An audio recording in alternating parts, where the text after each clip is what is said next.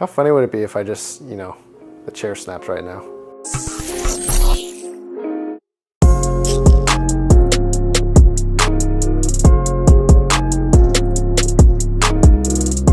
Hey everybody, today we're going to be reviewing the GAMDIAS Achilles M1, which I'm actually sitting in right now. For those of you that don't know, GAMDIAS is a company based out of California that specializes in PC gaming equipment. They were kind enough to reach out to me and ask if I'd like to review any of their equipment, and knowing that they had an RGB gaming chair, I couldn't help but ask, and they were nice enough to send me one. But before we get to the rest of the video, I want to let you guys know right off the bat, this is not a paid review, and that I'm doing this video because I want to, and I have a disgusting addiction to RGB PC gaming equipment. So hope you guys will understand that this is nothing but my uninfluenced opinion. So in this video, we're going to be covering 4 important things here, which is the assembly process, the functionality and the comfort, the actual look of the chair, and then finally the price. So without further ado, let's get into the assembly process. All right, so I'm going to bring it over here now and let's get started.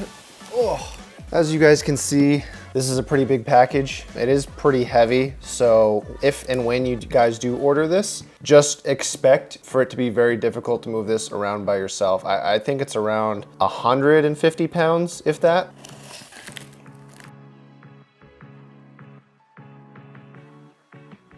Okay, so first initial thoughts. From what I can tell here, all the styrofoam's protecting all the different corners of the actual chair. I'm actually so far impressed with just how well protected this thing is.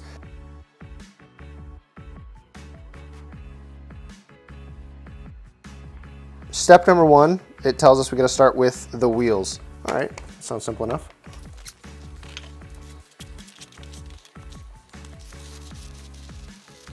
So I have the base flipped upside down. It looks like I just popped the wheels in. It doesn't even look like I have to screw them in. Okay, all right, that looks simple enough. It looks like once you pop these things in, they're not really coming out.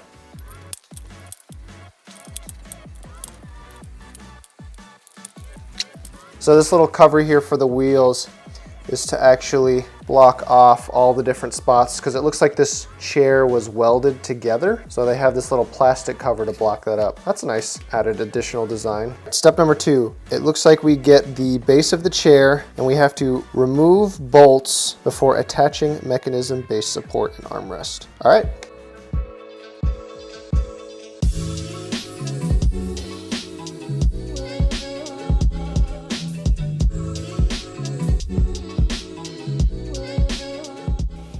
Yeah, it's gotta be this way. Okay, if you're getting the Achilles M1 model like I am, it's kind of not super intuitive, but it is also at the same time. The hole lines up kind of at the same angle with how the bottom of the chair, of the base, is facing, so the pole's going that way.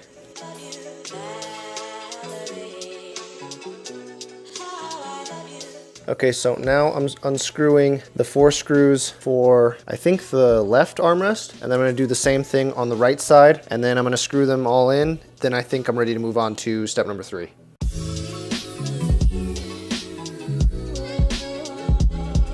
In hindsight, I should have definitely unscrewed and installed the armrests before I did the base mount for the seat of the chair, but like I just showed you, it's not impossible to still do. It's just like slightly in the way. Not that big of a deal, but I just thought I'd go ahead and mention that, you know, for you, just in case you decide to buy this thing yourself.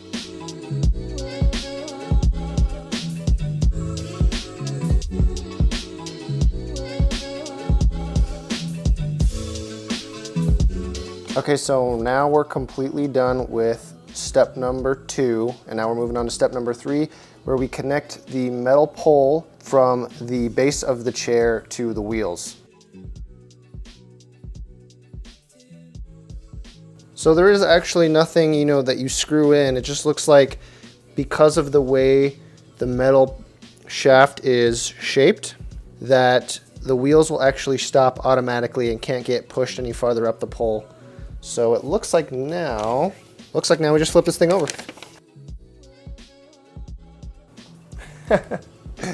Okay, so it looks like these 2 are the levers that actually control the reclining aspect of the chair. And this one is just loose, kind of doing its thing. And this one here on the right, it looks like it's controlled by this lever. Yeah, it looks like if I pull this crank up, it should let me pull the chair back. Well, I'm gonna go ahead and screw in the top part of the chair and see if that changes. So before we screw this part in, you'll actually notice here at the bottom of the chair is where the USB cord is sticking out, which is what I assume we have to plug into the computer. And in case you're worried about it being too short, GAMDIA also sends a USB extension cable, so you don't have to worry about buying one of those. You gotta unscrew the side bolts first.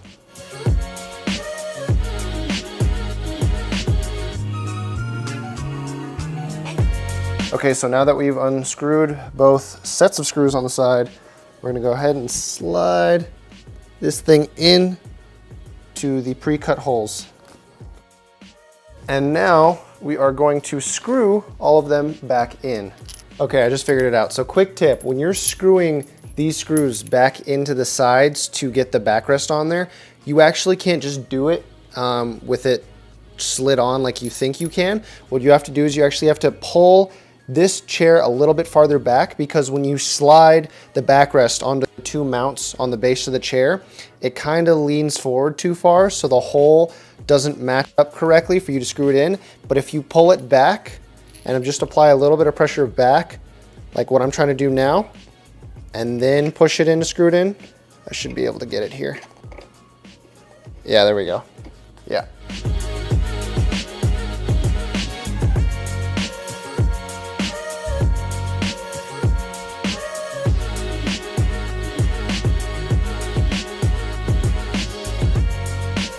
All right, let's see. 1, 2, and 3. Oh, oh yeah, oh yeah. Woo, this is nice. How funny would it be if I just, you know, the chair snaps right now. But yeah, in terms of comfortability, this thing's pretty solid. I mean, if you're taller, the armrests get up there. If you got like a lower desk, you can put them down here. But this is pretty nice. I definitely like this. I don't feel like I'm restricted. I got plenty of space to move around if I want to like hunch over to this side or hunch over to this side. Yeah, I don't really have any complaints about this. This is nice. The wheels seem like they move pretty decently. They don't like take off when you kick off, which I like with my on-to-seat chair. Whenever I like slightly want to adjust, I kind of take off across the floor, and this one doesn't do that, which I'm actually, yeah, I like that. I like that this has like a nice clean wrap here on the side. It's got a nice little pattern. As far as like functionality goes, this chair is pretty nice, but you know, obviously the point of getting an Achilles M1 would be the RGB. So we're gonna actually go and take a look at that right now. So let's go. Okay.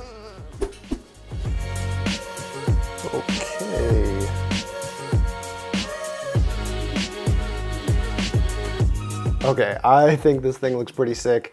It's kind of a shame that you can't see it while you're sitting and actually operating on the computer, but it's definitely a spectacle. This thing looks pretty cool. You should be able to control these lights, so I'm actually gonna go in and try to operate this chair now and see what kind of different patterns we can get out of this thing. Okay, so the software is called Hera. It's H-E-R-A. You can find it pretty easily on their website. They don't have a lot of downloadable content, and it looks like you can control this a bunch of different ways. I guess I'll go through this together with you guys. Okay, so there's breathing, there's neon,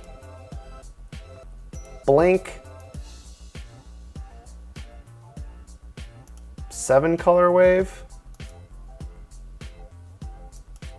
random light, rotate, static, run 7 wave, and cross. And yeah, those were the options. I think my favorite's definitely gonna be wave, and I'll turn the brightness all the way up, and the speed. I wanna see what that looks like. in my opinion, I think this thing looks great here. I'll turn around now.